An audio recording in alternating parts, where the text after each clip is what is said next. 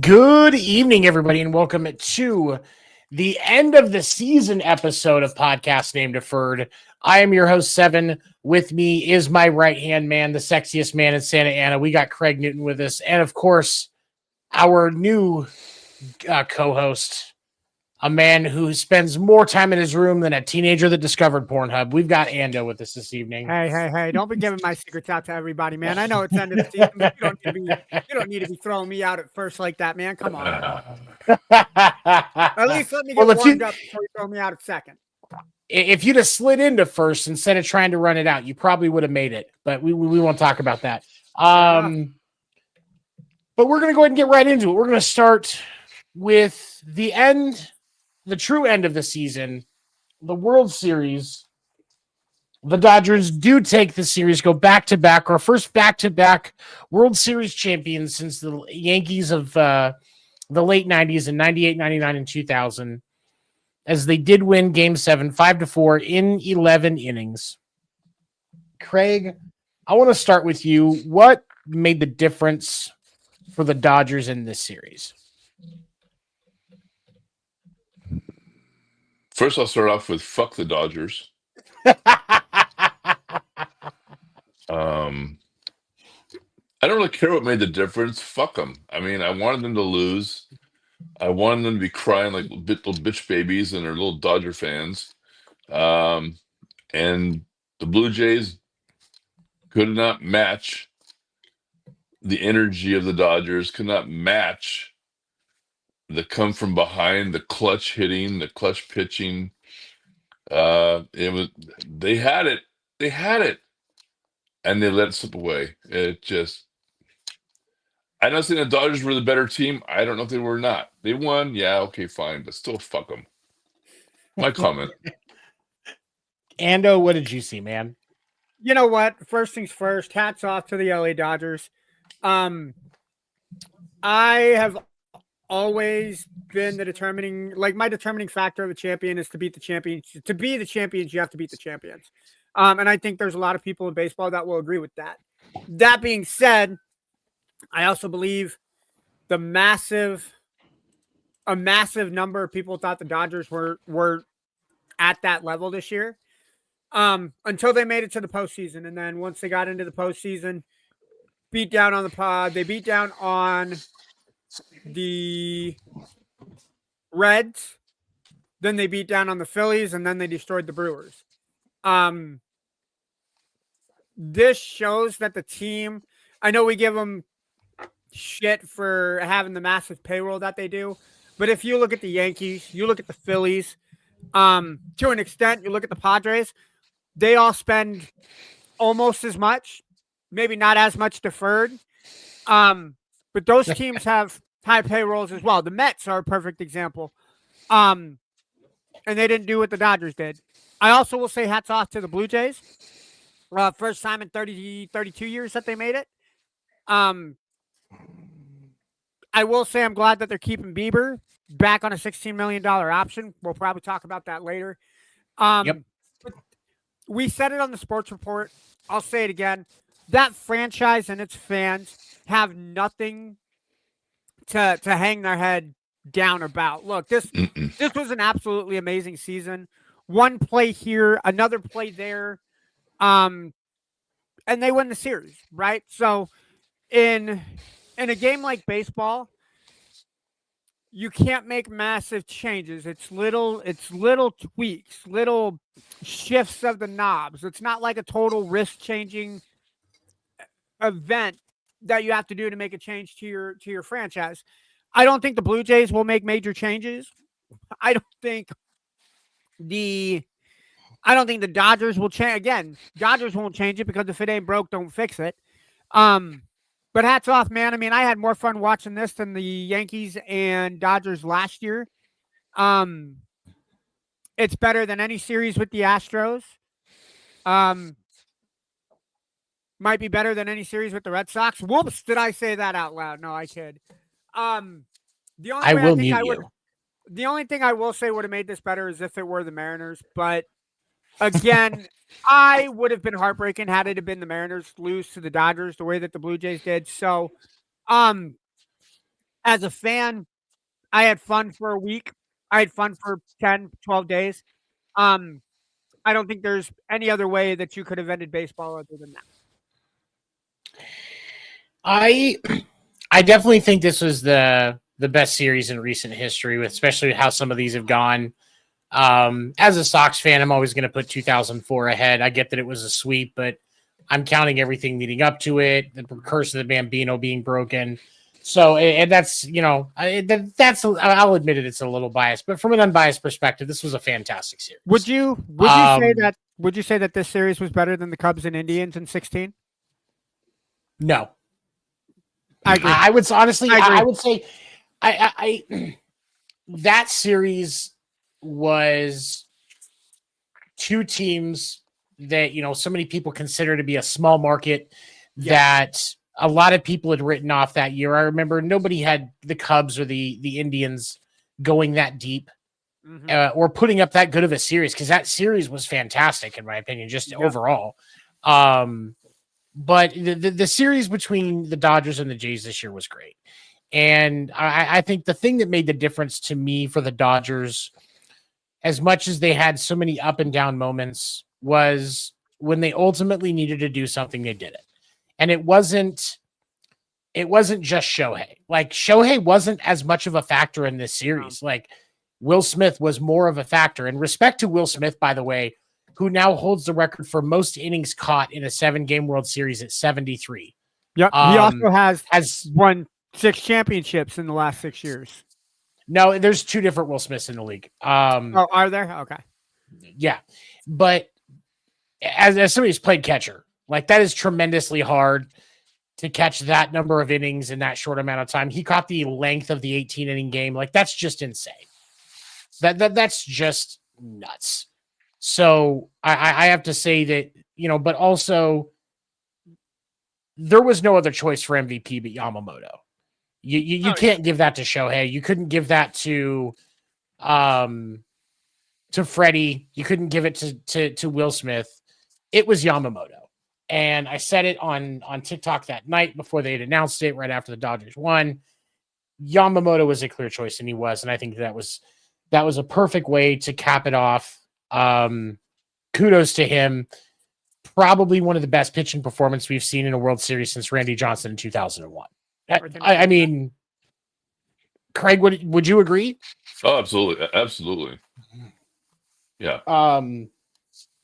But I mean, it just an amazing thing. And I think that one of the things I love is there was so much parity this year in baseball, in the playoffs. And yeah, we didn't see as much of a performance out of the Phillies or the Brewers as we expected. And I think a lot of that came, and the Yankees didn't do everything that they needed to do, but the talent was there, and there was an expectation that things were going to be better. I think really the odd man out was the Reds. I think the bar was really low with them, just because of how their season went and the results that we were seeing from them. But ultimately, I think that the parity in the league was very clear, and I don't think that I don't think that a case was made for a salary cap based on what happened. Do you agree, Craig? Unfortunately, yeah, I do agree, Tony. I do. Yeah, I do. Ando, what do you think? I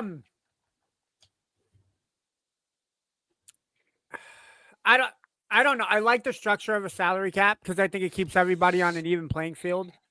That being said, when you have an entertaining series like you had this year between the Jays and the Dodgers, is there really an argument for it? The Dodgers did the Dodgers really have that much more talent than the Blue Jays put into the banks money wise? I don't think so. So if I'm looking at this from the outside looking in, go another couple years without a salary cap, talk about it at the next CBAs. But yeah, at this point, I'm kind of firm on we don't need it. Let's see what happens over the next couple of years. If the Dodgers continue to take it with their deferred salary, sure, I think it's something that we can talk about. But no, I'm kind of on the fence of leave it as is. Again, if it's not broke, don't fix it. I think that we will see some rules as far as at least I think the bare minimum that we're going to see change is rules around deferred salary. I think that that's a given at this point. There's going to be, I would say, like a percentage limit, something like that. 15%. Yeah, 10, 15% that you can defer. And, just as a way of kind of at least keeping things fair to a point. But ultimately, I will not argue for a salary cap until there's a salary floor, because the salary cap does not incentivize owners like Ken Kendricks and the owners of the A's and the Marlins to spend more. It does not give them any incentive to spend more. Yeah. All it does is give them an excuse to not spend above a certain amount. But they're still going to have sub $100 million payrolls unless we set a salary floor at, realistically, I think it should be like a minimum of like at 100 million, 125, maybe. I would even think 150 would be reasonable, because there's no value. You're diluting the product by allowing owners to continue to not invest in their teams. But, we'll see what happens. We've got a full season ahead of us before we have to start worrying about it. We're going to see a work stoppage. Like we've said, it's going to happen after the 2026 season, because owners are going to dig their heels in and try to make a case that people aren't going to listen to. And, just like we said, when this happened last time, the owners don't have control of the media like they used to. So this isn't going to be the narrative that they want it to be. And I hope that shortens the time, but I don't think we see a full 162 in 2027. Yeah. But following the season, we have seen the announcement of the Gold Glove winners, along with the nominees for the other major awards that are going to be announced at the MLB Honors. I'm going to switch the layout here real quick so we can kind of start with this. First, we did see the Gold Glove. Where did they go? I know that let's do this one. Let's at least do this. Come on. Our American League Gold Glove winners, we had Dylan Dingler at first, Dylan Dingler at catcher, Ty France at first, Marcus Semien at second, Maikel Garcia from the Royals at third, Bobby Witt Jr. from the Royals at short, which was a given, Stephen Kwan for left, Cedon Rafaela for center, Wilyer Abreu for right. Your utility Gold Glove was Mauricio Dubon, and somehow Max Fried for the Yankees got the pitching Gold Glove. I figure next we'll go ahead and we'll just take a second to kind of just pick any that we think were misdone. And I'm going to start with the catcher. As much as I don't like him, Alejandro Kirk should have been the Gold Glove for catcher. He's not my favorite catcher, but the dude was automatic behind the plate this year. And I think it's and Dylan Dingler, like, I'd forgotten who that was. I actually had to research him because I did not know who he was. And I think that was a horrible choice for the catching Gold Glove. Any other suggestions for who could have? And obviously Cal Raleigh, because he was a human backstop back there this year, was another possible answer for who I think deserved it over Dylan. Do either of you guys have any other ideas for that position? Nope. Kirk, I would have gone Raleigh over Kirk personally, but no, I can see the argument between Fair. Kirk and Raleigh. I think it's closer between those two. Yeah. It's Raleigh. Yeah, and you're right. Raleigh is obviously, I think, is the obvious choice, but Kirk second. Yeah. Both of them obviously over Dingler. You said it pretty well on the sports report that how are you going to be in the conversation for American League MVP, but you don't even win the Golden Glove at your position? It just, yeah. That's okay. Fair. All right. So any of the other positions that anybody has anything that they would throw out as far as somebody that got snubbed? I want to hear you talk more about the travesty that is Max Fried getting Golden Glove. Stretch real quick here. And that's not just because you're a Red Sox fan, but I just want to hear how in the ever-loving hell. Right, hold on. I need to preface this. We are now going into 7 shit talking tantrum. Let's go. There we go. How in the ever-loving hell? How in the ever-loving hell do you give Max Fried, who wasn't even the best fielding pitcher on the Yankees, the Gold Glove, when you had guys like Garrett Crochet, Tarek Skubal, all who, and plenty of other pitchers who were consistent on the mound with how they interacted fielding-wise, which is where this is supposed to come into play. Are we just giving Max Fried because he was the only Yankee that actually had somewhat of a case for a Gold Glove? It does not make any sense to me. I don't hate Max Fried as a pitcher. I think he's an above-average pitcher. But when we look at the fielding ability of Max Fried versus some of the other people that should have been considered for this award, yeah, I think it's very, very clear that there were plenty of other choices that you could have made. And it makes zero sense to me. And or Ty France at first base. You're going to tell me you completely look over the fact that Vladdy Guerrero Jr. had probably the best season of his career offensively and defensively, and he gets completely ignored for first base? Yeah. That makes no sense to me either. But no. I don't know. I don't get it. Like there's certain ones like Bobby Witt Jr. at short. That's automatic to me. No. There's not another shortstop in the American League right now that has the chops at that position like he does. And I can even Maikel Garcia at third. Again, there's not a lot of other third basemen in the American League that are going to be able to stand next to him and handle that position as competently. I think if Bregman doesn't go down for 2 months, 2 or 3 months, however long he was down, I think maybe we're looking at Bregman for Gold Glove.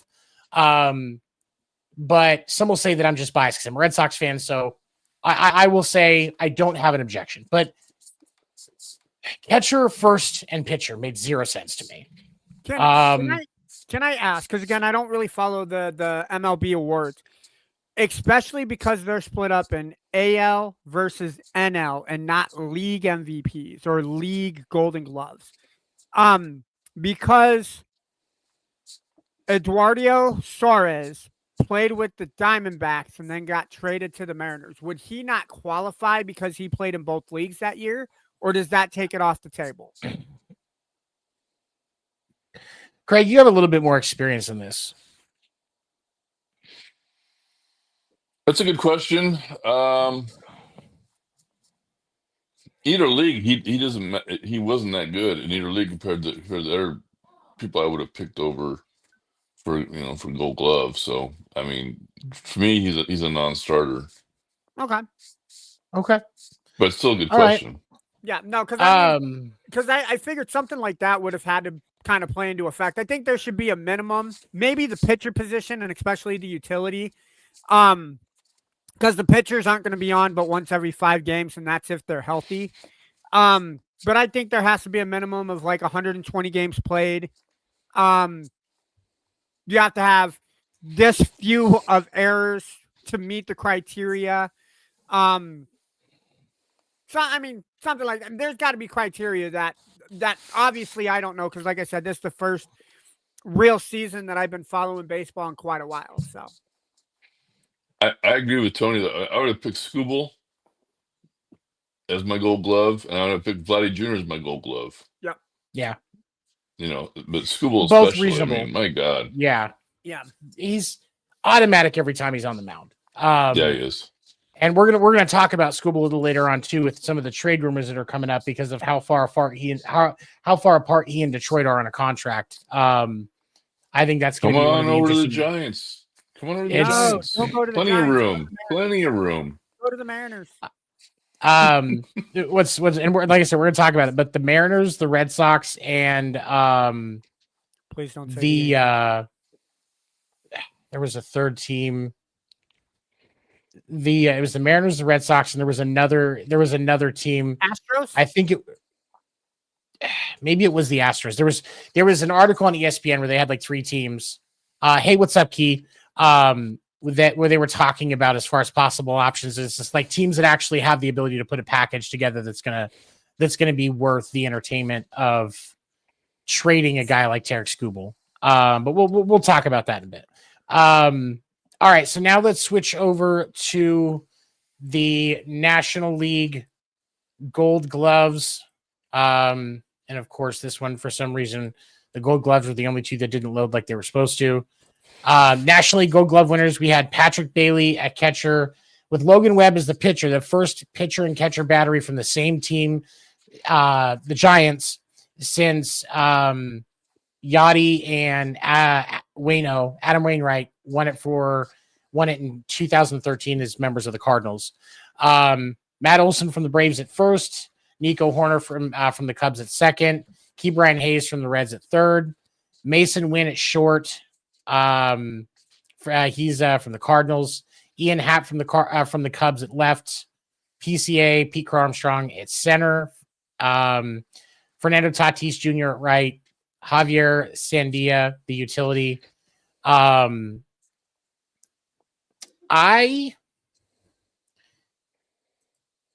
am going to be honest with this one.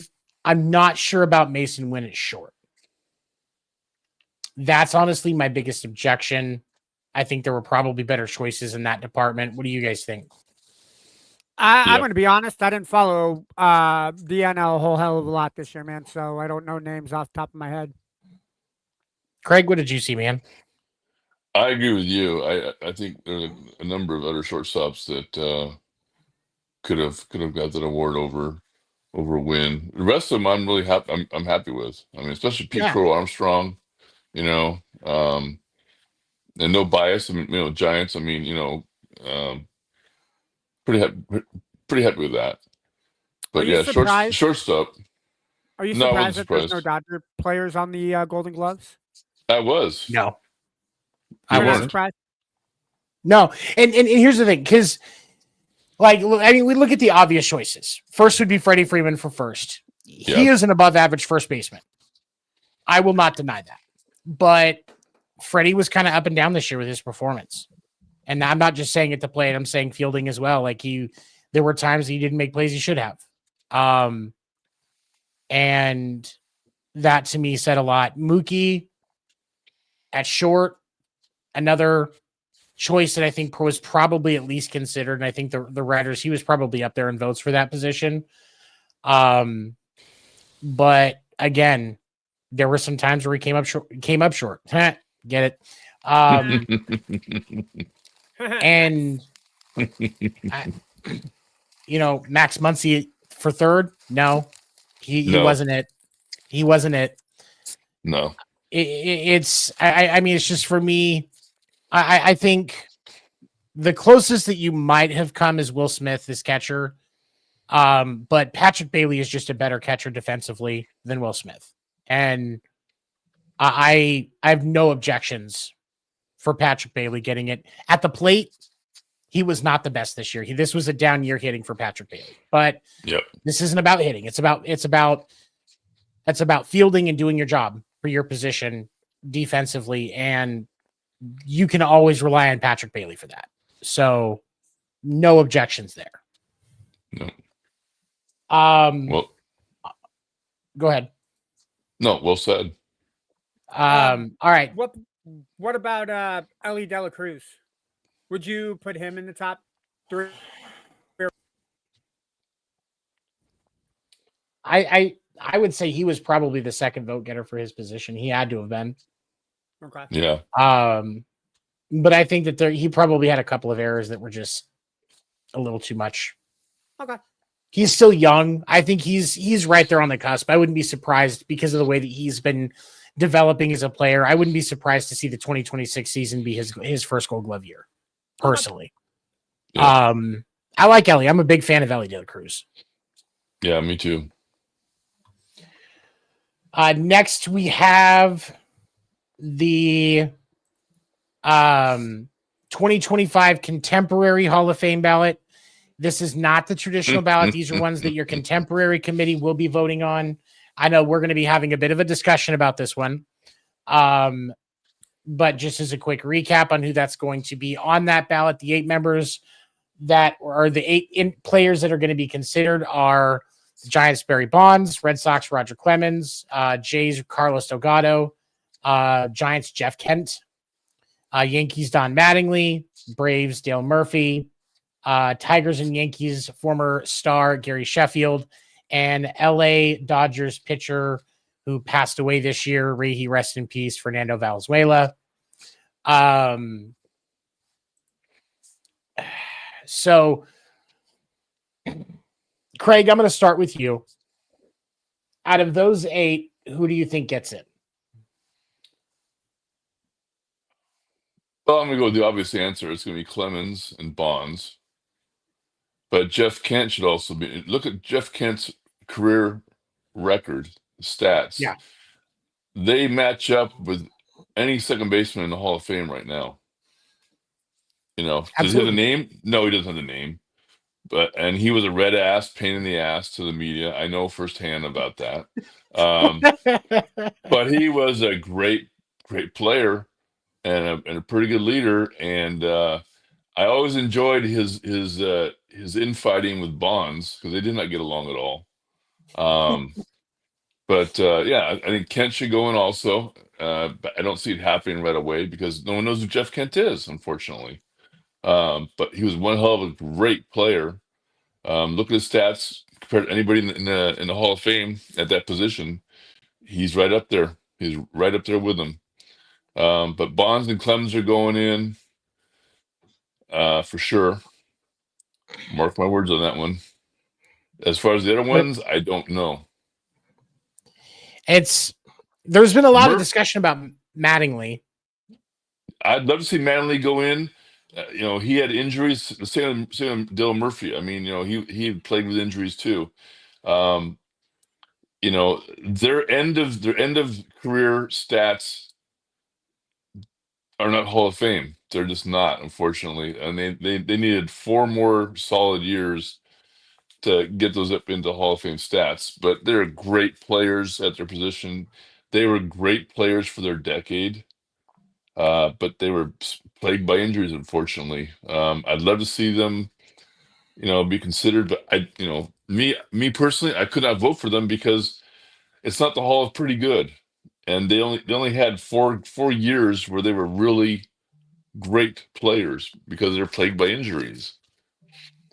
So, but Bonds and Clemens absolutely will be going in. What about, and you're going to remember, I don't remember Sheffield's career as much as you will. What about, because obviously that one's kind of another hot topic, especially because he was a Yankee as well as a Tiger. I personally put him in Hall of Very Good. I don't quite think he's a Hall of Famer. Do you agree? No, I agree. Okay, and Key, I saw your question. Okay, I want to pivot back real quick. Phillies catcher JT Realmuto for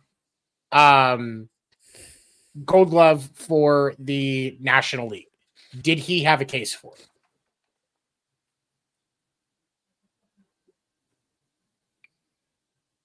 Maybe, yeah. I think he's probably top 5 vote getter, I would say. I don't think he was quite there, but I think he's a reliable catcher for sure.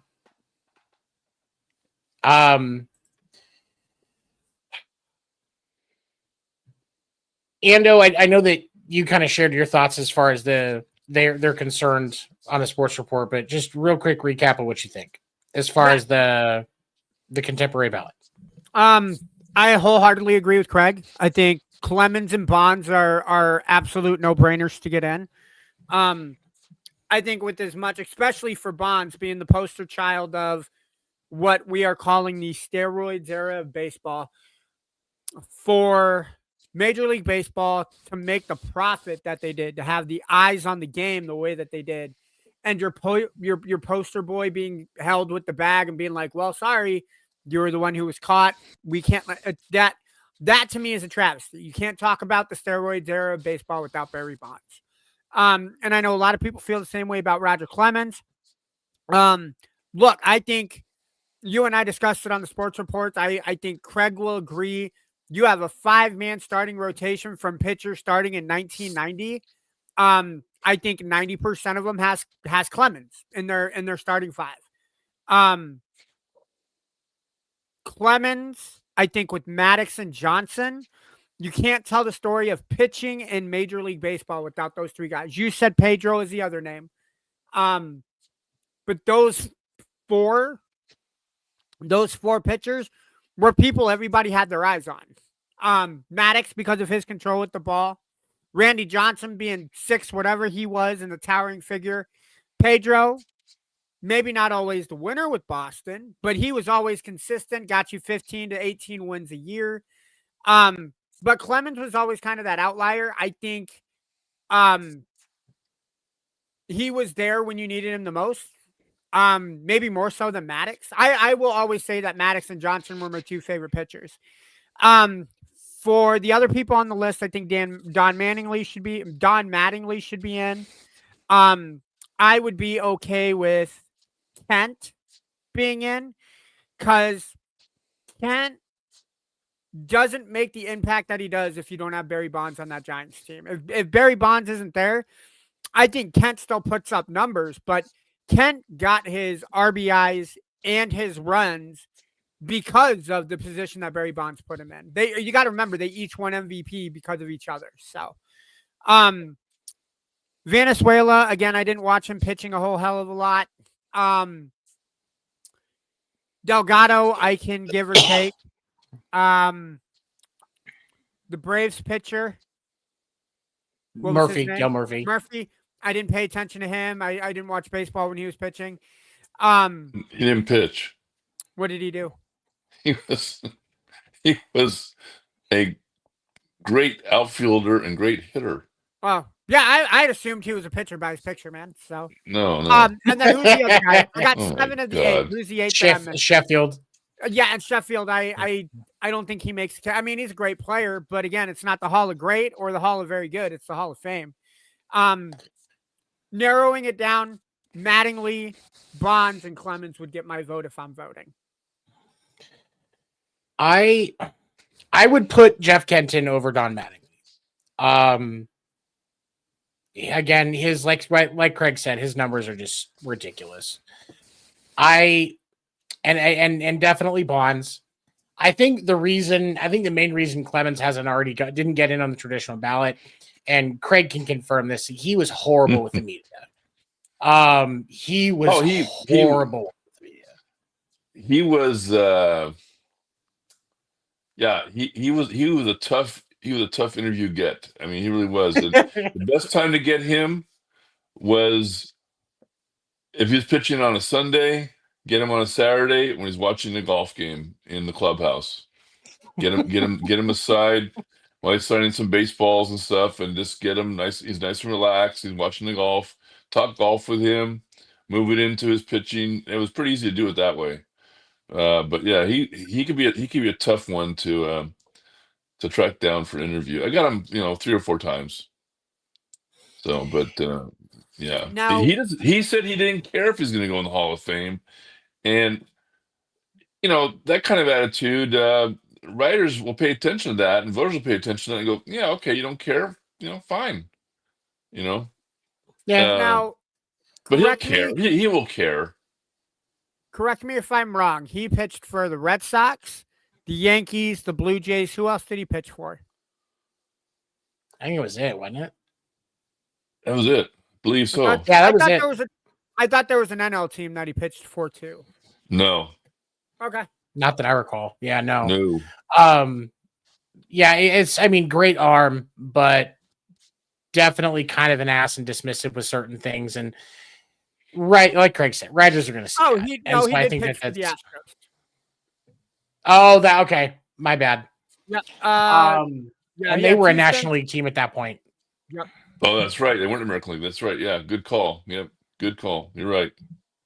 I'm thinking American League for the Astros. Yeah, you're right. Well, Blue Jay, he was on the Red Sox from 84 to 96. Then the Blue Jays from 97 to 98. 99 to 2003 was his first stint with the Yankees. Then from 04 to 06 pitched with the Astros and finished his career with the Yankees. Yep. And dominant with a capital D. Mm-hmm. Yep. Rhymes with Dick too. Yeah. Yeah. He had that capital D for a couple of reasons. So I asked this question on a sports report, Craig, so I want to get your opinion. If you were to take, because there's been some discussion with this contemporary ballot around Sosa and McGuire. If you had the option of taking players off to put Sosa and or McGuire on, would you? And if you so, who would you pull off and who would you put on? Oh, wow.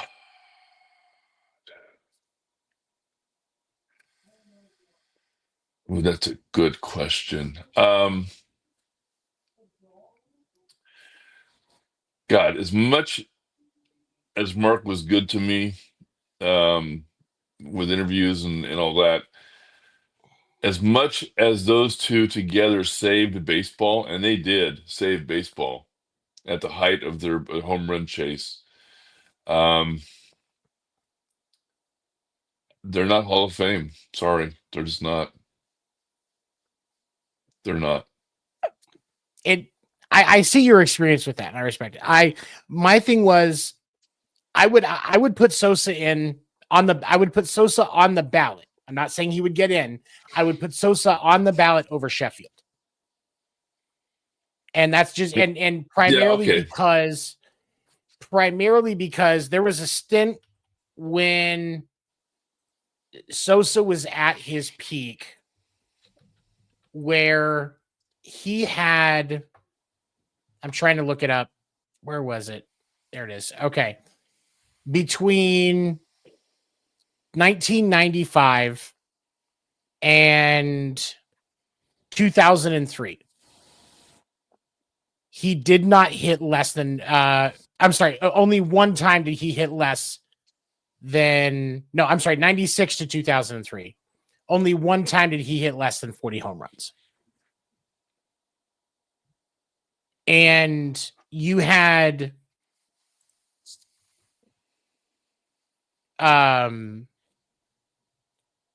let's see, where did it go? There it is. Hold on. Nope. There it is. Okay.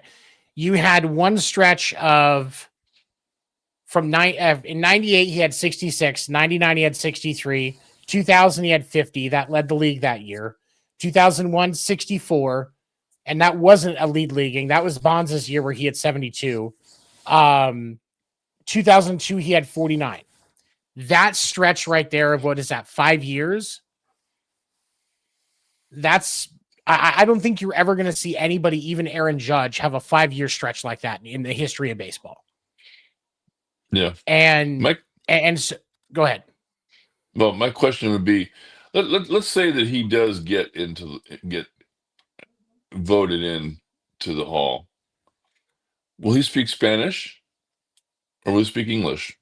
Because remember how this guy, and I heard him in the clubhouse speak English just fine, but when it came to the Senate subcommittee hearings on the steroid issue, and he brought in a frickin' translator, I was like, are you fucking kidding me? This kid speaks English. And he all of a sudden, in front of the Senate subcommittee, he couldn't speak English anymore. I couldn't believe it. So you're saying that they played out that scene from Tango and Cash perfectly correct, right? Hell, Tango and Cash probably stole it from him. Probably. I mean, it's just, I couldn't believe that. I was like, what a joke. And that's the thing. It's like for me, and maybe it's just because that was the era where I really fell in love with baseball. That I respect the hell out of what they did, but I also understand that when you look at consistency, which obviously with somebody that's going to be in the Hall or even on as getting true consideration on the ballot, there has to be somebody that was consistently great, and he was, as far as that part is concerned. Now, if we want to talk about because position wise, he was a right fielder, which some people don't exactly take serious, even though there's some parks that are really hard to cover right field in. You have a lot of space. He wasn't bad as a right fielder. He did his job consistently. So for me, I feel like because there's some guys like we're going to talk about the MVP candidates. And for the American League, J Ram is is the third American League finalist for the MVP. We know he's not going to win it, but he's at least getting the honor of being that third vote getter. He's at least getting the recognition for having an amazing season. And I kind of think that's where that's at least where you have to put Sammy Sosa. And sure, there's been some weird stuff. His skin just kind of changed colors a couple of times. He definitely was the inspiration for Shohei hiding behind the interpreter, I feel like. But again, I respect the talent of him. And I can tell you that if you're looking at the talent of two players, Gary Sanchez and Sammy Sosa, with the exception of Gary Sanchez's son, pretty much everybody that fell in love with that era of baseball is going to take Sammy Sosa over Gary Sanchez. Yeah. I'm sorry, it's not Sanchez, Gary Sheffield, over Sammy Sosa. So for me, that's why I consider it that way. Because I certainly wouldn't put him in over Fernando Valenzuela. I certainly wouldn't. I mean, Dale Murphy, Don Mattingly, those guys all deserve the consideration that they're getting. To me, Sheffield is more the odd man out in that ballot, and that's why I lean that direction. I want to give. Sorry. Go ahead. No. I want to give roses to McGuire and De Sosa because if you remember, the season before that came off a very bitter strike. Fans were pissed off. Players were pissed off. There was a very bad juju, very bad vibe for baseball going into the next season. People were pissed off. And here comes these unlikelies, Sosa and McGuire, and they turned around the dispassion, the indifference of the fans into they were must see during the season for the home run chase. And yeah, okay, they took steroids, no question about it. But you know what? Bud Selig, who's in the fucking Hall of Fame, was the commissioner during that time. And him claiming, I see no evil, nothing, no clue what they're talking about. Bullshit. He knew, the owners knew, and Tony La Russa, who's in the Hall of Fame, managed Canseco and McGuire. He knew. And knew. He knew. All the managers knew. So all these writers and these baseball historians who come down on Bonds and McGuire and Sosa, why the fuck is Selig in the Hall of Fame? Why the fuck is La Russa in the Hall of Fame? They profited. Baseball profited. The fucking owners profited huge sums of fucking money over the steroids that were being ingested by baseball players. Not just McGuire, not just Sosa. There are many players, and a couple of them are in the fucking Hall of Fame that we know goddamn well took steroids because I don't want to get sued. or have our podcast get sued, I won't mention it. But it's clear if you do some research on it, a couple of players that took advantage of having steroids are in the fucking Hall of Fame. You got a goddamn commissioner in the Hall of Fame and a fucking manager, great manager, but he managed during the steroid era. And they claim they know nothing about it, and they're fucking lying.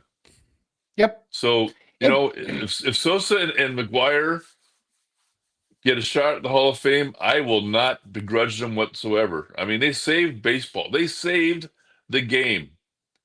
Absolutely. They saved the game. And I'll stand by that. Anybody disagrees with me, I will stand by it. Sorry. I was You're there. 100% I was there correct. during that time. I covered the game at that time. I mean, the fans went from being pissed off and what rightfully so, and the owners being pissed at the owners, and just baseball plummeted as far as in popularity. And those two, with that home run chase, saved the game.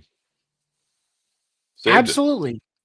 It's for me, the thing that frustrates me with how the writers voted, and this is the thing that pisses me off. Hypocrisy. It's hypocrisy because so many of those writers, their sports writing career was built on these players that saved the game, not just McGuire and Sosa, but even if we want to talk about Clemens, Bonds, and the list, Canseco, the list goes on. Their careers were made and built on the foundation of these guys that were using steroids. You're going to talk about the purity of the game. You're going to talk about, it's your career exists because of that. You owe them that vote personally. And so like that's the part that frustrates me. And like, I'm sorry, but why the hell is Bud Selig? Let's completely take the steroid era out of it. Why the hell is Bud Selig in the Hall of Fame? The only commissioner in baseball history that's worse than Bud Selig is fucking Rob Manfred. Fuck Rob Manfred. And you can't, for the life of me, make an actual reasonable case for Bud Selig being in the Hall of Fame because he does not deserve it in any sense of the word. He kissed the owners' asses. It's commissioners like Bud Selig and Rob Manfred are why there is such a division between the players and the owners in baseball today. Now, because we can talk about the fact that this division started with the curse of the Black Sox and the creation of the commissioner position and the iron hammer that went down and all of that back in the early the 1920s. But there have been plenty of opportunities over the years to mend those fences and make things right and not have the problems that we have in baseball today. Roger Goodell is not a very good commissioner for the NFL. But there is not as sharp of a divide between the NFL players, the NFL owners, and the NFL commissioner, despite that fact. And it blows my mind that he was given this that Bud Selig was given this recognition, this honor, this distinct honor of being in the Hall of Fame, when if anybody doesn't deserve to be in the Hall of Fame, it's Bud Selig. Yeah. And it blows my mind. It just blows my mind. But okay. All right, let's move on. Looking at the award nominees, we're going to start with the MVP because obviously that's the big one. Before you start doing that, for people who do not know or for people are uneducated like myself, they do make the announcements for Rookie of the Year November 10th. Cy Young, November 11th, MVP, November 12th, and then Manager of the Year, November 13th. Why do they wait so long to make those announcements? Because I know, especially in basketball, they do it in the second round of the playoffs. And the NFL, they have that NFL awards show right before the Super Bowl to make the announcements. Why does baseball wait so long to make their announcements? Do you know?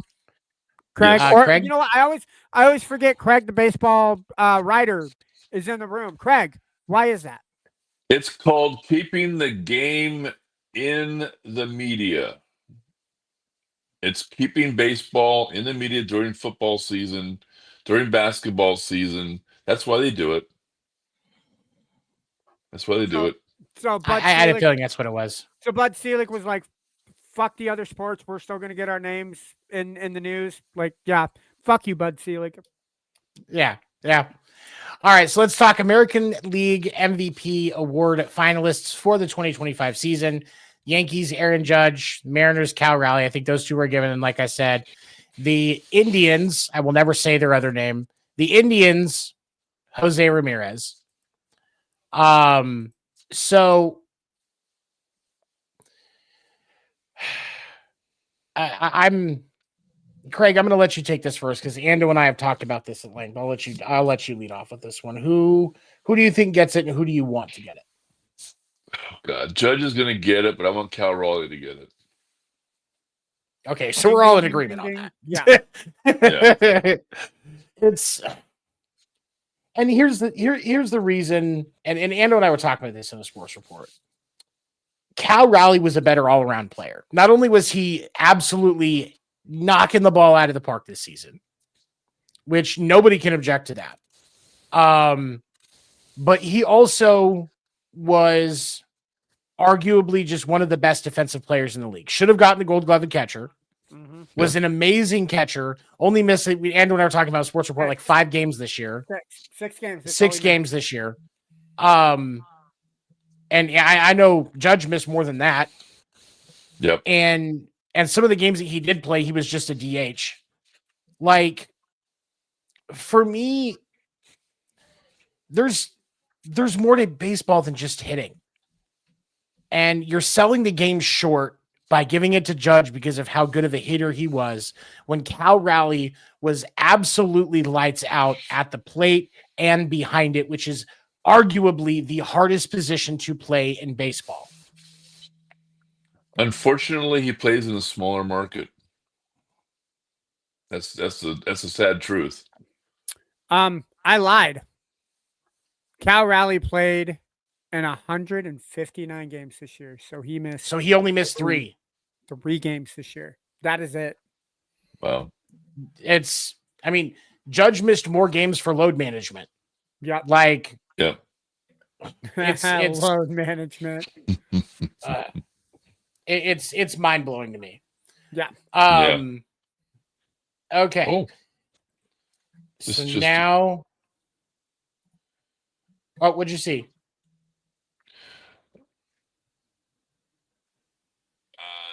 I'm sorry. I just got an alert that Bruce Bochy is returning to the Giants as a Giants special assistant. Yeah, which is perfect. Perfect to go with that new manager. Yeah, I think Posey panicked. Is like, oh wait, this manager might suck. We better get Bochy in here so we can be in his ear to fix it. I'll tell you what. Give me a few minutes at the end of the show to give some thoughts. I need to repent about my comments about the new manager for the Giants. Okay. Yeah, I do.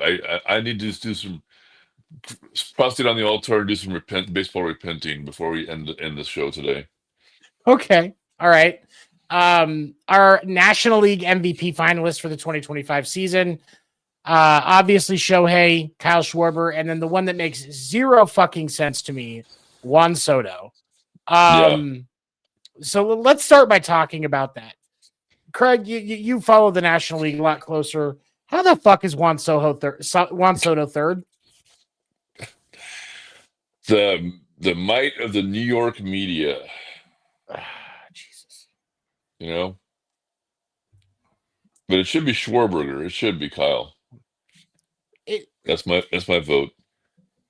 I like Kyle Schwarber. I wouldn't be disappointed if Kyle Schwarber got it. I think it's gonna be Shohei, but I don't think you should be giving you shouldn't be giving a DH MVP. And some would argue, well, he pitched. Yeah, he pitched 50 innings. The Marlins and the A's have position players that threw that many innings. Yeah. I'm not impressed. Because when he first came back and he was only doing like 1 or 2 innings in a game, until like mid-September, he was not looking very good. Yeah. Like it was a disappointing performance from Shohei most of the time. A lot of times he was saved by his defense or saved by shitty hitting. I was not impressed. So, but yeah, Mouse you should not be playing. You should not be playing with your pussy on camera. This is not OnlyFans.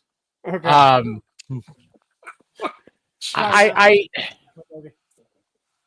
I respect the talent of Shohei Ohtani, but to say that he was a league MVP, there were players on his team that had more of an impact than he did. And to sell the game short and give Shohei the MVP does not make sense to me. But I don't know. It's why we don't make the decisions, man. It's why we don't make the decisions. I'm for the exact opposite reason that I think Cali should win over Judge. I know Shohei played just DH.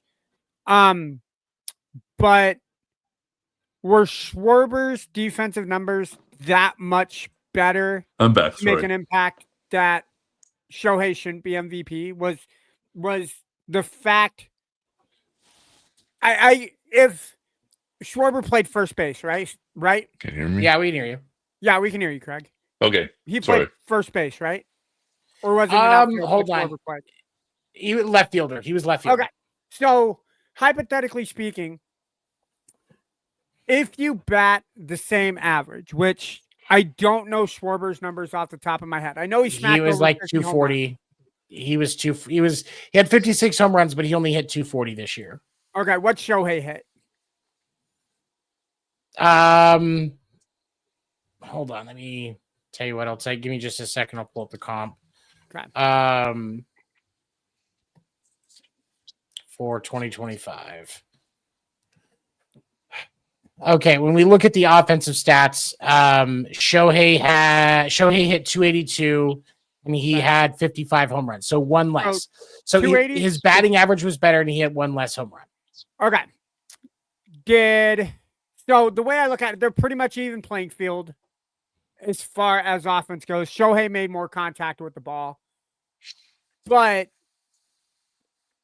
did Schwarber make enough defensive plays while he played left field to be like, that's our guy for MVP? Because if, let's say, even if he commits, there's 162 games, you miss, we'll say 20 of them, right? 10% of baseball, 16 games. So we'll say he missed 20 games. So 20 from 162 is 142. So I'll say 140. He plays 140 games in left field. Can we argue that Schwarber played well enough in left field? No massive amount of errors.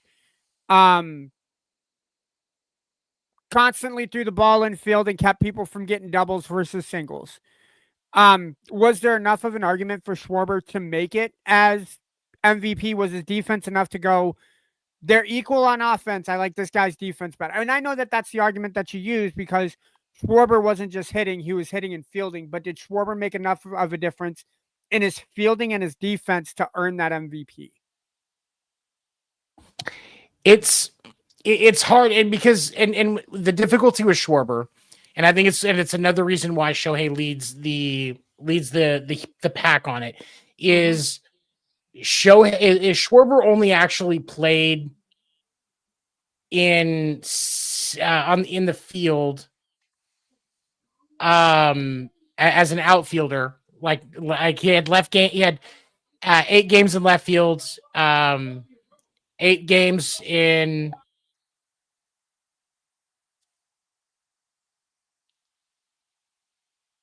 You're muted, 7. 8 games total in the outfield. So when we're talking about Shohei not really being as much of an impact on the pitching side because of the fact he didn't pitch a lot of innings, Schwarber only played 8 games in the outfield. Yeah. And I think that's one of the things. I think that's where the comp comes in, is because he had 154 games at DH. Like, yes, he played all 162. Yeah. To his credit, he did play in all 162 games, but 154 of them were at DH. Yeah. See, and that's the argument that I know that you and I have used for Judge versus Raleigh, where Raleigh played 140, 150 games as catcher and was consistently catching, not making a whole lot. He only had 4 errors the entire season at catcher. He threw people out at second base when they were stealing, which shows that he's got the cannon and the accuracy to put the ball where it needs to go. So for the same reason that I think Rally, because of what he did and his contributions for defense, should make him MVP in the AL, can we use that same argument for Schwarber over Ohtani? That's what I'm saying. And honestly, you can't. So that would be the reason why I think it should be Raleigh as AL MVP and Shohei as NL MVP. At least we're in agreement that it shouldn't be Soto. Yeah. Yes, like why Soto is in the absolutely. yeah. Like out of here, Soto. Absolutely. He's using his $762 million to get a vote. That's what he's doing. Yeah. Yeah. All right. Now coming up, our next, we're gonna do Cy Young. We'll start with the American League. Our American League Cy Young finalists: Hunter Brown from the Astros, Garrett Crochet from the Red Sox, and Tarek Skubal of the Tigers. Craig, I'll let you take this one first. Who do you think gets it? Skubal. Ando, do you agree? Consistent. Oh, sorry. Go ahead. Sorry. No, go ahead. That was it. Okay. Yeah, he was. You're 100% right. Ando, what do you think? Dude, if Skubal doesn't win it, there's going to be a mutiny in baseball. Like, don't get me wrong. Crochet and Hunter played really good baseball this year to be considered.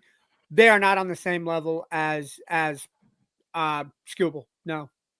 Skubal gets it. Any other season, and it's Garrett Crochet. But Tarek Skubal was lights out this year.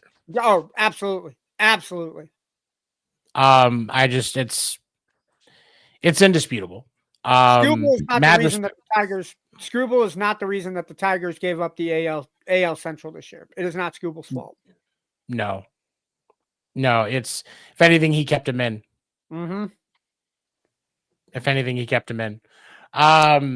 All right, and then National League Cy Young, Sanchez, Christopher Sanchez from the Phillies, Paul Skeens from the Pirates, and then Yoshinobu Yamamoto from the Dodgers. Ando, I'll let you have this one first. Who do you think gets it?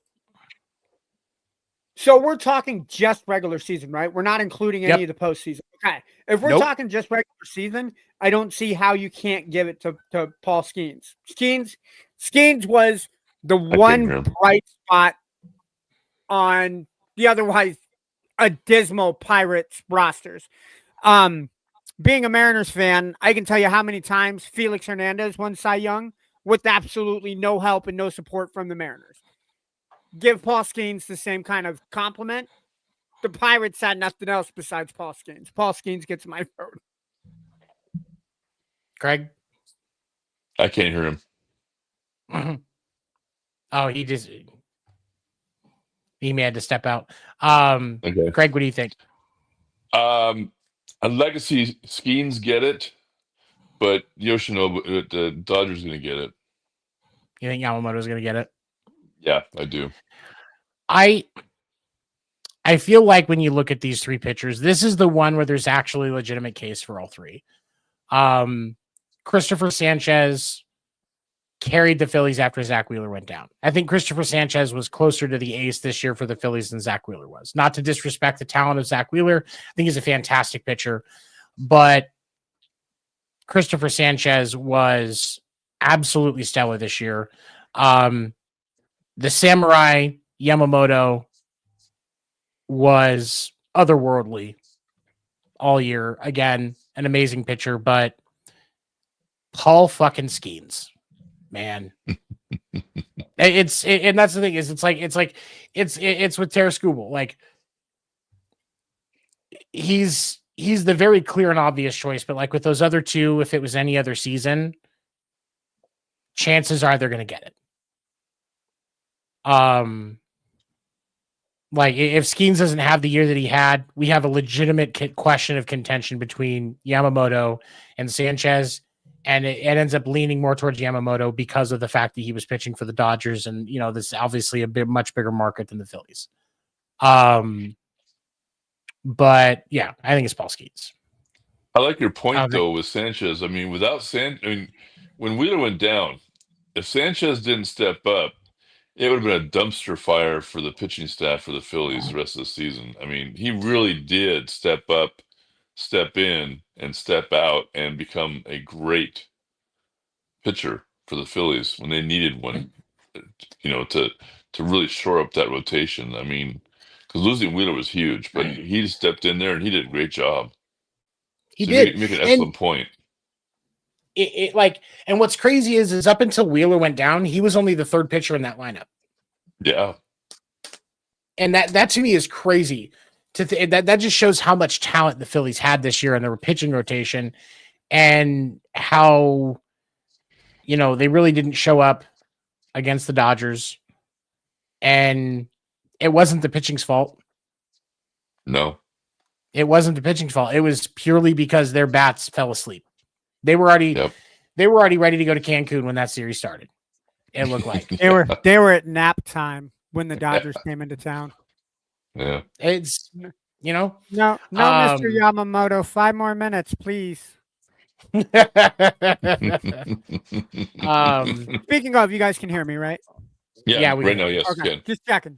I didn't want you guys laughing at my invisible joke. So, all right. So now we'll switch on to Rookie of the Year. Red Sox, Roman Anthony. The A's, Jacob Wilson, and gotta say this name articulately, the A's, Nick Kurtz.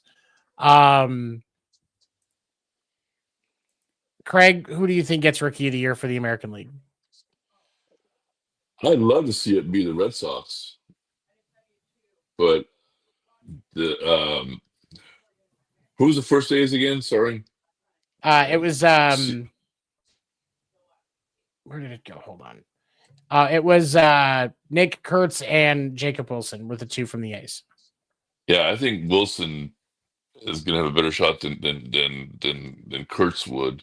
But I like to see the Red Sox get that one. I do. Do I think he's going to get it? I don't. Honestly, I don't know. I really don't know which way it's going to go. I would love to see Roman Anthony get it, because when he came up, once he got called up from Boston, that offense was otherworldly, and he was great defensively. The mistakes that he made early on were very quickly rectified. The slow bat he had at the start was very quickly rectified. And Boston was a different team when he was in the lineup. But Jacob Wilson and Nick Kurtz both had insane seasons. I lean more towards Kurtz than I do Jacob Wilson, but I think that this is one where there's actually a true conversation, but I think it ends up landing with Kurtz. Ando, what do you think, man? You know what? Mr. Kurtz, I like him winning it, but this is one of those. See, you don't get yourself in a pickle if you go Mr. Kurtz. So I'm going to take myself completely out of that fire that I don't need to put myself into. But no, honestly, this is one of those races, looking at their numbers. If you had a 3-sided coin or a 3-sided dice, I don't think you could go wrong on any of the choices that you make. I think each one of them make a very strong case. If I had to put my hat in the ring, I think Mr. Kurtz gets it, just because the way that he exploded into the scene. What he hit 3 home runs in his first game. Did he hit for the cycle? I want to say he hit for the cycle once this year. And you see players in the ball game never do that. Only a handful of times has it ever been done. I would like Kurtz, but again, this is one of those where I think everybody has a dog in the fight. I'm not going to be discouraged or hurt if Mr. Kurtz doesn't win it. All 3 of them have a rightful claim to Rookie of the Year this year. The best game that you're talking about with Nick Kurtz is back in July. He had a 6-for-6 game. He was 6-for-6 at the plate, 19 total bases. He had 4 home runs in that game. Yep. Just insane. Some guys go their whole career without ever doing that. It was a spectacle when Shohei did what he did in the World Series with getting walked 5 times in the game, going 3 for 3. Yeah. Going 8 for 8, basically. Yeah. Yeah. So like it's and that's kind of stuff like that's why I lean towards Kurtz. But Yeah. if whoever gets it, I think it's you can't really go wrong. I agree with that one. It's definitely not a situation where it's, hey, we have two really good pitchers and then let's throw one or two really good batters and let's throw Juan Soto's name on the mix. Like it's not that all of them have a claim for it. All right, our National League Rookie of the Year candidates: Gold Glove winning Cade Horton from the Cubs, Caleb Durbin from the Brewers, and he was a infielder, and then Drake Baldwin, the catcher from Atlanta.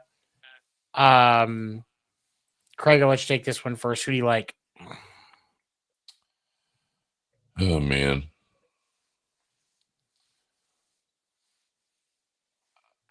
I saw the Cubs a lot in spring training. I'm gonna go with the kid, with the Cubs.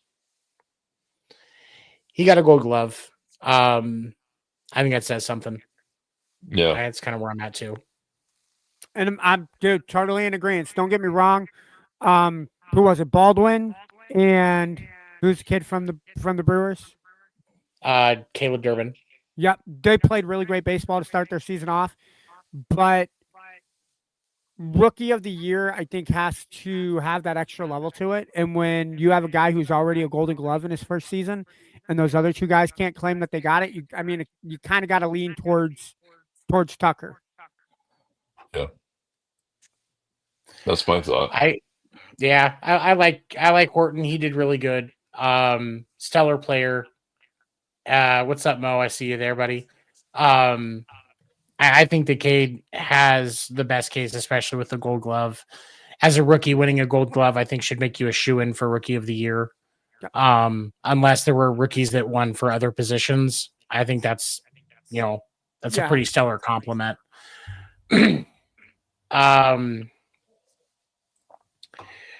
All right. And then of the other awards that they've announced the nominees for, we'll go with lastly here, the Manager of the Year. Again, we'll start with the American League. We've got John Snyder from the Jays, Stephen Voigt from the Indians, and then Dan Wilson from the Mariners. I'm gonna take this one first. I like John Schneider. The bar of expectation for the Jays was so fucking low this year. There was not a single major analyst that had them above fourth in the division. Even Jays fans were basically out on the season going into the year. I have friends that are Jays fans that were feeding me information from fan groups and stuff like that, and a lot of people were out on the team this year. And John Schneider managed to get that team together and managed to get them into the World Series. And to me, I think that's stellar. Craig, what do you think? I agree. And also, he was your doppelganger. I mean, he made you look even better looking. I mean, all you needed was a Blue Jays hat, and you guys could have been twinsies. Don't take that, Steven. No Blue Jay, no Red Sox fans never take that for the Blue Jays, man. You know what? There's a lot worse people that I've been compared to. I'll take John Snyder. Honestly, I'll take that one. I get sick of hearing. I liked his interviews. I just like the guy. I mean, he's humble. He's a baseball guy. He's a gamer. He's a gamer. Yeah. A lot of and I will say this. He did an intentional walk more times than anybody this year, but they also had the second best record in baseball. Yep. He wasn't stupid intentionally walking Shohei 5 times in Game 3. He knew exactly what he was doing. He was telling the Dodgers, "You're going to beat me with somebody else. I'm not losing to this guy." And that was probably the smartest thing he could have done. He gave his team more chances to get it figured out and try to get that dub than if he hadn't. So I think that John Snyder's a clear choice. I think if it wasn't Snyder, I think it would be Dan Wilson. But Snyder had too good of a season to just ignore. as far as being a skipper is concerned. And then we look at the National League. That hurts, 7. We're just going to skip over my opinion. All right, we're just going to skip over my opinion. I get it. Mariners fans don't matter. Erika, you are not, sir. Be the proper mediator of this damn podcast, sir. If I was Erika, I would have said Marlins fans don't matter. Fair enough. Yeah. Fair enough. What I will say is this: the Mariners had a hell of a season, and in any other worldly situation, I would say Dan Wilson wins American League Manager of the Year. But I am going to put my Mariner bias aside. To have a team go from last to first in the division, take out the defending AL champions in 4 games in the ALDS, and then take a red hot Mariners team coming off of that amazing series against the Tigers, taking them to 7, and then taking the defending champions to 7. Says a lot about the leadership at the top of that organization, and that is why I will agree and say John Schneider should win Manager of the Year in AL. National Not what you were League. expecting. Not what you were expecting. Was it 7? I gave you enough credit. I had a feeling that's where you were leaning. Okay. All right, just checking. National League Manager of the Year. Terry Francona for the Reds, Pat Murphy for the Brewers, and Rob Thompson for the Phillies. Ando, what did you think? Definitely not Francona, because I don't think he did enough with the Reds. Yeah, you got to the playoffs, but then you got shellacked by the Dodgers. No. I know you like Terry Francona because he used to manage the Red Sox, so I will keep my disdain for him at a minimum. Beyond that, I think the Brewers manager should. I don't think a lot of people had the Brewers making it to the NLCS on their bingo card. And then as the season went on, it was kind of like, hey, look, the sky's the limit. We've overtaken the Cubs as the best team in the Central. Holy crap, we got a really solid team to contend with the Phillies and the Dodgers in the NL. It's unfortunate they ran into the bandsaw, the saw that was the Dodgers, because they tore everybody up in the playoffs. Not to take anything away from the Phillies manager, but I think the Brewers grew more during the season, especially from last year. Yeah, I think the Brewers get my vote on that. Craig? Brewers. That was a special team. I mean, especially after Bob Uecker passed away. I mean, Yeah. that team really bonded. And that was a fun team to watch. It was a fun team to watch him manage. I mean, yeah, I'm going to go with him also. I'm in the same boat. As much as obviously I like Terry Francona, Tito is an amazing dude. The same reason for Snyder we have for the Brewers skipper, Dan Wilson. The bar was so low for the Brewers. And they came from the bottom of the division to the best team in baseball. That's leadership. Plain and simple, that's leadership. And so I hope that he gets it. I hope that he gets recognized for what he's done.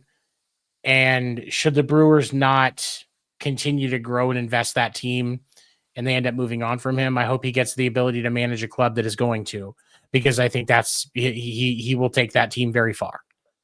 We talked about during the season. Remember, we talked about that this team is young. They're young and dumb, and not dumb being derogatory, but dumb as far as they don't know how good they are. They don't know how talented they are. They just go out there and play ball. And you have a manager that just let him be. He didn't try and outsmart himself. He didn't try and fix what wasn't broken. And a lot of times that's what makes a great manager. They recognize what they have, and they're not going to mess with it. I agree. For me, it's one of those things where he didn't try to reinvent the wheel. He kept him humble. He kept him consistent. And for me, I feel like if you're going to, when you're going to do that with a team like that, it is absolutely, it is completely reasonable that he should get recognized for it. Yep. You know, when Ned Yost turned around the Royals and gave that organization what was probably the two best seasons they've ever had in 2014 and 2015, he got recognized for it. Nobody, especially after losing in the World Series in 2014, nobody expected the Royals to bounce back the way they did in 2015. And he was recognized for what he did. And I think that's the purpose of this award, especially for managers, is what were you able to truly accomplish? It's not just about the win-loss record. It's what do you see when you read between those lines? And while there are cases for all three of those gentlemen, I think the best case is for the Brewers manager. He did the most. What's the culture like in your clubhouse? And for the Brewers, it's a really solid, really fun culture that they got right now. Absolutely, 100%. Yeah, 100%. Yeah, we've talked about that a lot this year, and I agree. Okay, so we've talked about the awards. Their season has come to an end. We are now starting to look towards the winter meetings, the World Baseball Classic, and the start of the season next year. Probably one of the biggest pieces of news that has come out over the last couple of days. Yu Darvish got a flexor strain repair and the internal brace surgery and will be out for the 2026 season. Craig, I know you've got your pulse a lot more on the National League. What kind of impact is that going to have on the Padres pitching staff for 2026? Huge. I mean, he's a leader in the clubhouse. He's a leader on that staff. It's huge. It's huge. I mean, they lose what 20, at least 20 wins right there straight off the bat. You know, maybe 23 wins. You know, how do you replace them? It's going to be really hard. I agree. You know, and that's the hard thing is you had a lot out of him this year when it came to his results, and I know that there wasn't always, you know, like a super huge expectation, especially because he only had 15 starts this year. Officially he went 5-5, but Yu Darvish at his peak, you're right. That's a 20-win season. And to lose that arm and that leadership, and you know, when a guy that has the knowledge of like what 12 different pitches that he can throw, yeah, and teach,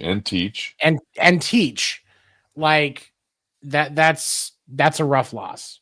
Hopefully he's going to stay around the team enough that he can still provide some of that guidance so that the rest of the team can kind of grow around it. Because like when you look at their rotation, you're going to see Nick Pivetta as your ace next year. And then Joe Musgrove, if he comes back, which I'm sure he will. But you know, he's 32, so you never know. And he did have a ERA just south of 4. I think Nick Pivetta, if it wasn't for how good the other options that we saw, I think Nick Pivetta was probably 4th for Cy Young. Because he had an unreal season. And I wish that he was still in a Red Sox uniform. I absolutely love him. But I think it's a tough blow to their clubhouse, the rotation, and the development that they're going to have for some of their younger guys. Ando, did you have any thoughts on the loss of Yu Darvish for the 2026 season? Darvish is 39, which means that he will be 40 years of age when he comes back for the 2026, 2020, or the 2027 season. Does he make it to the age 40, or does he officially say, hey, this injury's too much, I'm going to retire? And I really can't say that that's a downside because we just saw Max Scherzer at 41, pitch a hell of a game 7 in a starting spot. So I mean, it can be done, but you said it yourself. Darvish went 5-5. He missed the first 3 months because of elbow inflammation. Which is why he got the surgery. Yep. I don't want to be that guy that says know when to quit, but I think Darvish would have more of an impact with the Padres. Kind of like Craig said, in a teaching form, have him be the pitching coach. Hey, I know how to throw the curve like this. Maybe make a change to the younger guys that are coming in. Change your fundamentals with your curveball pitch like that. I think at this point, move Darvish away from an active role, put him into coaching. I think he'd be a really awesome fit for that. Well, because you kind of have to ask, are you going to get, when he's coming in for his age 40 season, are you going to get Max Scherzer or are you going to get Justin Verlander? Yeah. Do you want to risk that as a Padre? I mean, you're still going to be in the same division with the Giants, who could be on the upswing if the manager move works right. You're still going to be competing with the Dodgers, who could be looking at a three-peat if they kind of have it their way. Diamondbacks were pretty solid as a team. I know that they traded away some pieces, so we may see some more pieces come into the Diamondbacks and they start over. Yeah, I mean, it leaves a lot of questions, especially with that injury. I mean, I loved Darvish when he pitched, when he first came into the league in 2013, 2014. But I think at this point, it's just kind of, I don't think he seems like the type of person who's not going to say, hey, I'm coming back automatically. He's going to look at his options, look at how the surgery is going, and make a relatively, not even relative. He's going to make the smart decision. Well said. We did see, where did it go? There it is. Where was it? We did see some opt-outs and some opt-ins. The Braves picked up Chris Sale's $18 million option for 2026. Mm-hmm. I still stand by my thought that they should have traded him. I don't think he's a player that's going to age well, especially with his injury issues. So you're just jealous that Sales pitched well for the Braves and not the Red Sox. Don't be salty. Fuck Chris Sale. I love rubbing that wound. I'm sorry. Yeah. You can enjoy it while you watch all those Mariners World Series highlights. Oh, look at that. I'm done. I'm done. I'm sorry. Didn't Sale won a World Series with the Braves, right? He won a World Series with the Red Sox. Oh, okay. All right. Well, at least he did not. Yeah, in 2018, he did not go to the Braves until after their World Series season in 2021. Okay. All right. Well, I tried. You kept the steak pretty well seasoned there, sir. Yeah.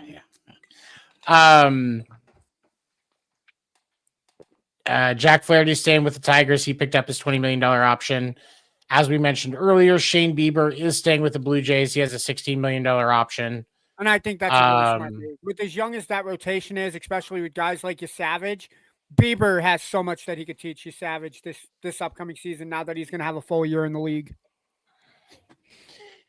Bieber, Scherzer, Trey Savage is in a really good position. Oh, absolutely. Because that kid is going to be in a really good position to learn so much, and he could be the next Scooble or Skeens or Crochet in that young ace type role that's really going to just be consistent every time he steps on the mound.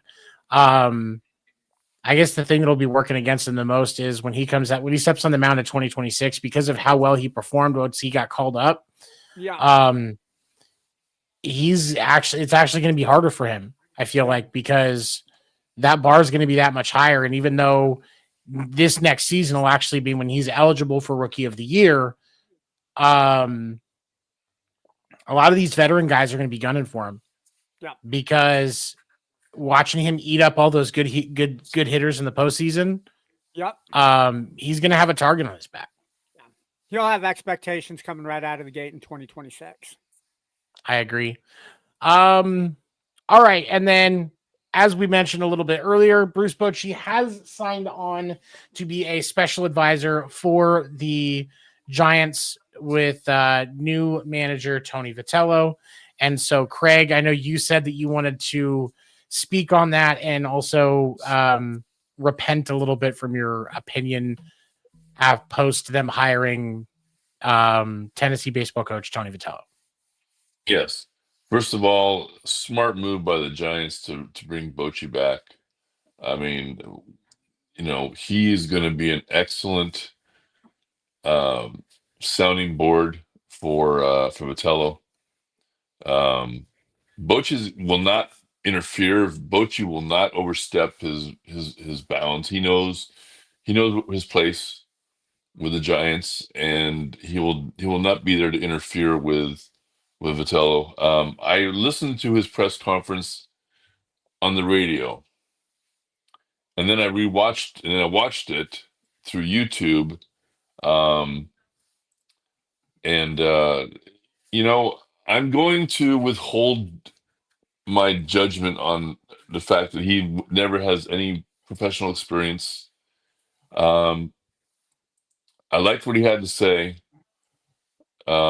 He addressed right off the bat, his no experience in Major League Baseball. He addressed that and moved on from there. I liked his answer. Um, he's going to bring a lot of energy to that clubhouse, and he addressed the issue with the veterans. He's going to go out and he's going to visit those veterans. Um, he's going to meet them at their homes and sit down with them and talk to them about what his plans are, what his thoughts are. So he's opened up to communication right away. It's not the Tony way or the highway. It's he's humble enough and smart enough to realize there's a lot he doesn't know, but he's willing to learn. But he also is not willing to just be a punching bag. I mean, he's going to be the leader. He's going to be the voice in that clubhouse. And there's going to be one voice, and it's going to be his voice in leadership. And so I respect that. I think it's a great way of approaching it. And I'm looking forward to watching him manage the team. And with Bruce Bochy back in the fold, that's just awesome. That's just great. I think bringing Bruce Bochy back as an advisor, I think that was a smart move. I think that if you're going to try and help establish Vitello as a true skipper in the professional level, having somebody behind him like that is going to be great. Craig Breslow, when he got brought in as the chief baseball officer of the Red Sox, the first thing they did was bring in Theo Epstein as a special advisor. Theo Epstein's job is to help Craig Breslow learn how to do his. And obviously that has worked out well. When you have somebody that's not just familiar with the game, but the organization and what the organization wants to accomplish and the way that they like to do things and the culture, it helps. Because once Breslow left the Red Sox as a player, he got into the business side of baseball, but until he got brought in as a chief baseball officer, he had been working with the Cubs. And so he didn't understand the culture. He didn't he didn't understand the business side of the market the way that Theo Epstein did. And so, having that person in your ear is hugely impactful. And I think that that's going to be to Vitello's benefit. I've said before, and I'll say it again, I am not a big fan of giving somebody the keys to the organization of a professional organization when they've never done any coaching in the league. And I stand by that, but I'm open to being wrong with that because there are exceptions to rules. And when you have somebody that knows the game like Bruce Bochy in your ear, you have much more of a chance of success because but it just comes down to listening. And he's going to have to do a lot of that. Listening to Bruce, listening to Buster, listening to all of those top tier veteran guys and making sure that the culture is what it needs to be not just what he wants it to be, but what the players need, and what they need for success. And I hope that this is what helps foster a return to success for the Giants that people expect realistically, because the Giants are. Go ahead. No, you said the word culture, and that's a throwaway word to some people, but you really nailed it. I mean, there is such a thing as culture in Major League Baseball and in the clubhouse. And Vitello was sensitive to that. He mentioned that, and stuff that the history of the Giants, and the culture of the Giants, and he wants nothing to do as far as disrupting that whatsoever. I'll be curious what happens with coaching. Are any of the coaches going to be retained, or and who has the voice as far as who decides who's going to be hired as a coach? Vitello has some thought, I'm sure, but now with Bochy being on board, and especially with Posey, I expect them to have a lot of say in who gets interviewed for the coaching jobs. It's no, and I think you're right, and it's he has to have a say. I mean, he's the skipper of the team. He's got to have a say, but at the same time, Vitello has to be able to listen when Bruce Bochy says you need to bring in Alyssa Nakin for the bench coach job, at least to listen. He's got to give her that chance to sit down in front of him and show her why she's been given this opportunity, not just with the Giants, but with the Cleveland organization, and or whoever else, just that's just an example, but like whoever else they decide to bring in, they have to allow his input in that, because if Buster Posey says Alyssa Nakin is your bench coach, and he doesn't, and their management styles clash, that does not benefit either one of them. Yep. And so I think that's, he definitely has to have a seat at the table. He has to have a voice, but he also has to be willing to listen to what Bruce and Buster have to say. No, and I think in the right state of mind, I think everybody's going to get along. I don't think Buster would have brought the manager from Tennessee without being able to see some. Buster seems like the type of guy to do his homework. So I think at the beginning, Buster will lay down what he's expecting. I expect Buster to not be hands-on, but he's going to play a lot of what Carly Ursay is doing in Indianapolis. I think he's going to be monitoring. I don't think he'll be directly hands-on, but he'll be kind of monitoring and making sure everybody plays nice. And if people don't bring what they need to the table, we'll hear about it from Buster. But Buster is a championship player for 3 Giants teams, because he was a catcher for all 3 of the Giants championships in their even winning seasons. Yep. So he knows what it takes to win. He's going to bring that caliber of attention to detail to the table. But you don't bring pieces in to an organization without doing your homework and having an idea or a plan to make all of those puzzle pieces fit. It may take a year or two. Again, the Giants are in the same division as the goddamn Dodgers, who are back-to-back World Series champions. But I think if not immediately, probably a year and a half, 2 years, we'll see this paying dividends. I think we'll be talking different about the Giants.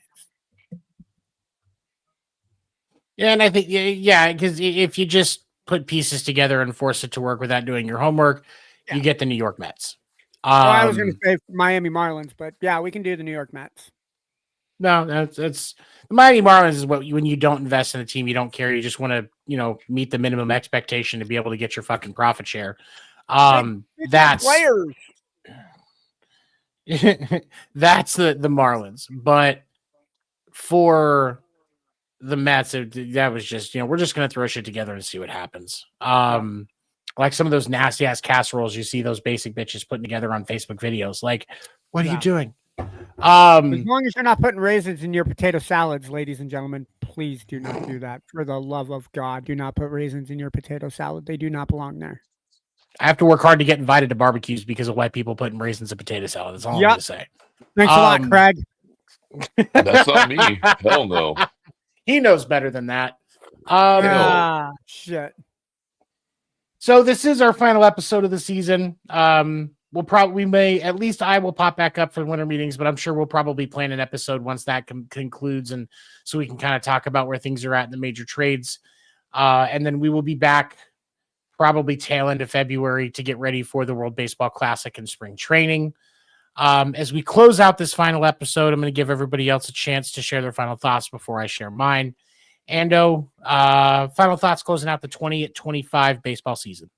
Look, if you are not the New York Mets, you have a lot to hang your hat on, right? Great seasons, great expectations. The Mets fucked it up. Part of my language, but the parental advisory is up there in the corner above Craig's head. No, man, for this being my first year that I've really followed baseball, probably since 2003, when I was still in high school, because I had time to pay attention to stuff like that.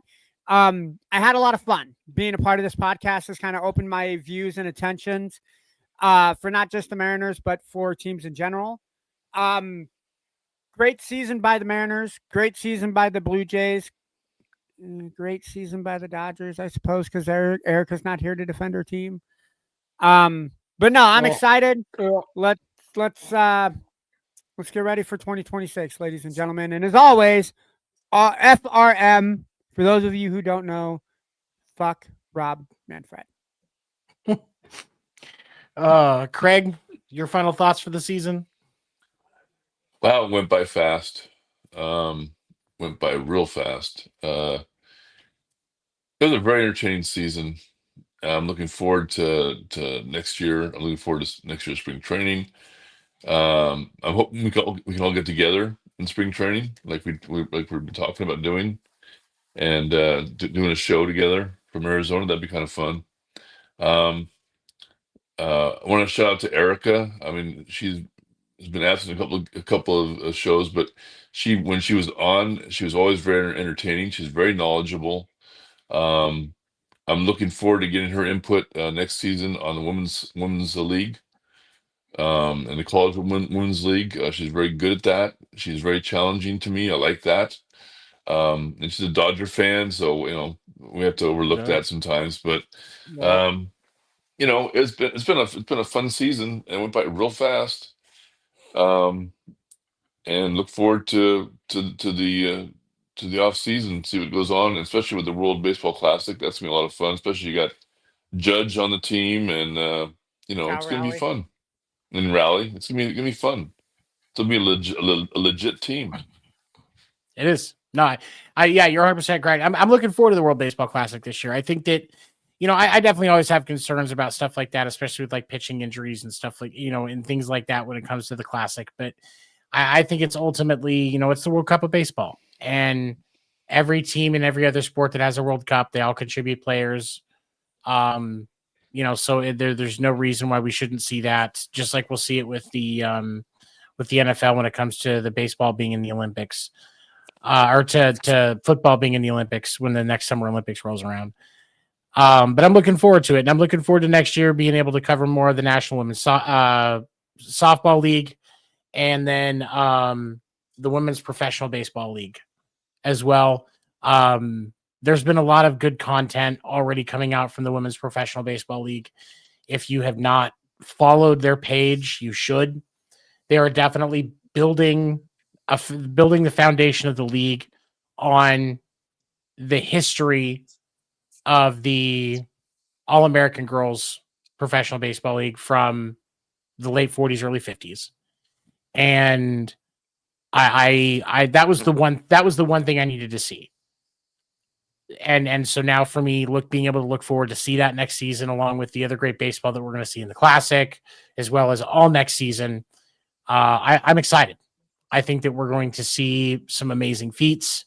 I think that we're going to see some players step up, and hopefully we're going to see the Boston Red Sox as World Series champions, because that's what I need to see. No, sir, you're officially going to see. We're going to see us rise. The Mariners are going to take it this year. it's I think next year we're going to see a lot of good baseball, and I'm looking forward to it. I'm looking forward to covering that with these guys. I'm looking forward to Erika being back with us next year. Hopefully we can make some time to talk some college ball next year as well. Because I think that gives us the ability to kind of branch out and expand what we're talking about with the game. But ultimately, as long as we're talking about baseball and softball in some sense, I'm going to be happy. That's what I love to talk about. Yeah. As we wrap up our season here with the Wire to Wire Sports Network, they've got a lot of great shows that will be continuing on. So if you're not following the Wire to Wire Sports Network, you definitely should be. We wouldn't have made the progress that we did this year without them. So to them, we say thank you. Also, Podcast Name Deferred does have its own page on Facebook. So if you are not currently following that, please go and like it. Once we get to the point where we have over 100 followers, I can actually just have the show on our Facebook page, which would kind of be nice. And I would love to see that page start to gain some traction. I will be posting more content there throughout the winter and going into the spring and all next season. So please definitely check it out. As we wrap up tonight, I'm going to close with a video that kind of shows what all Wire to Wire Sports Network does, so you can get an idea for the different shows. Maybe start looking for something that you would be interested in and topics that you enjoy. For my co-hosts Ando and my right-hand man Craig, thank you all for supporting us this year. We appreciate you very much, and we will see you next season right here on Podcast Name Deferred. Have a good night, everybody.